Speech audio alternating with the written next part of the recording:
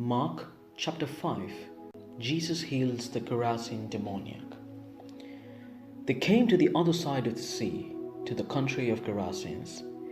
And when he had stepped out of the boat, immediately a man out of the tombs with an unclean spirit met him. He lived among the tombs, and no one could restrain him any more, even with a chain. For he had often been restrained in shackles and chains, but the chains he wrenched apart, and the shackles he broke in pieces. And no one had the strength to subdue him. Night and day among the tombs and on the mountains, he was always howling and bruising himself with stones.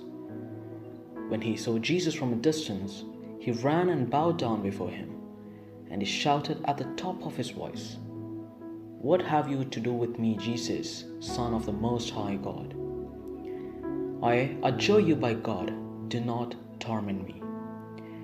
For he had said to him, "Come out of the man, you unclean spirit." Then Jesus asked him, "What is your name?" He replied, "My name is Legion, for we are many." He begged him earnestly not to send them out of the country. Now there on the hillside, a great herd of swine was feeding. And the unclean spirits begged him, "Send us into swine, let us enter them." Now he gave them permission, and the unclean spirits came out and entered the swine. And the herd, numbering about 2,000, rushed down the steep bank into the sea and were drowned in the sea. The swineherds ran off and told it in the city and in the country. Then people came to see what it was that had happened. They came to Jesus and saw the demoniac sitting there, clothed and in his right mind, the very man who had the legion, and they were afraid. Those who had seen what had happened to the demoniac and to the swine reported it. Then they began to beg Jesus to leave their neighborhood. As he was getting into the boat, the man who had been possessed by demons begged him that he might be with him. But Jesus refused and said to him, "Go home to your friends and tell them how much the Lord has done for you and what mercy he has shown you." And he went away and began to proclaim in the Decapolis how much Jesus has done for him, and everyone was amazed. A girl restored to life and a woman healed. When Jesus had crossed again in the boat to the other side, a great crowd gathered around him, and he was by the sea. Then one of the leaders of the synagogue named Jairus came, and when he saw him, fell at his feet and begged him repeatedly, "My little daughter is at the point of death. Come and lay your hands on her, so that she may be made well and live." So he went with him.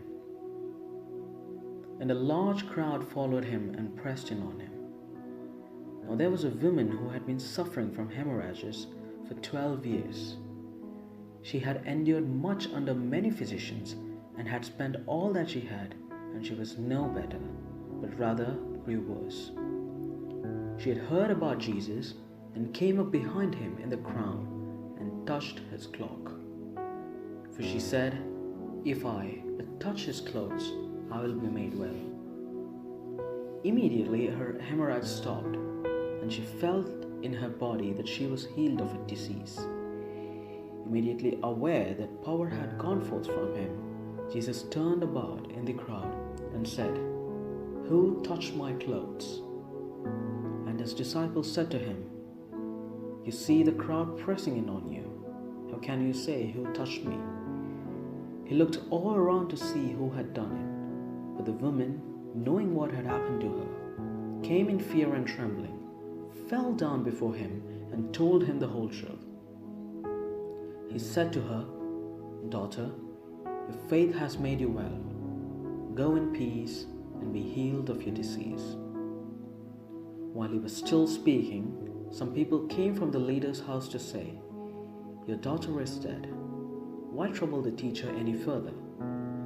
But overhearing what they said, Jesus said to the leader of the synagogue, "Do not fear, only believe."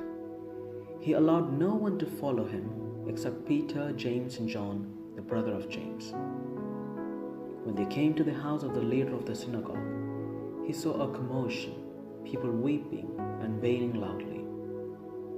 When he had entered, he said to them, "Why do you make a commotion and weep? The child is not dead, but sleeping." And they laughed at him. And he put them all outside and took the child's father and mother and those who were with him and went in where the child was. He took her by the hand and said to her, "Talitha cum," which means, "Little girl, get up." And immediately the girl got up and began to walk about. At this, they were overcome with amazement. He strictly ordered that no one should know this and told them to give her something to eat.